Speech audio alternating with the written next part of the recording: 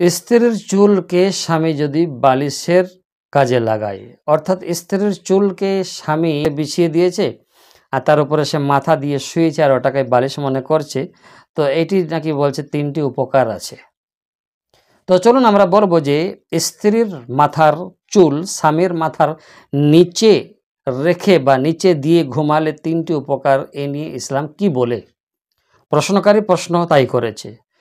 এই যে কথাগুলো বলা হয়েছে যে স্ত্রীর মাথার চুল যদি বিছিয়ে স্বামী তাতে মাথা রেখে শুই, এতে 3টি উপকার আছে। এতে কি উপকার? প্রথম আমরা হাদিস বলবো যে রাসূলুল্লাহ সাল্লাল্লাহু আলাইহি ওয়াসাল্লাম বলেছেন, স্ত্রীদের সাথে ভালো ব্যবহার করো। রাসূলুল্লাহ করতেন ভালো ব্যবহার, এবং তাদের কোলের উপর মাথা রেখে বিশ্রাম নিও। কেননা রাসূলুল্লাহ স্ত্রীদের কোলে মাথা রেখে বিশ্রাম করতেন। এটা সাহিহুল মুসলিমে 1109 নম্বর হাদিসে রয়েছে। তবে 3টি উপকার, এই বক্তব্যটি কোরআন হাদিসে কতটুকু গ্রহণযোগ্য, সত্য কি না মিথ্যা, আমরা আজকের ভিডিওতে জানতে পারব।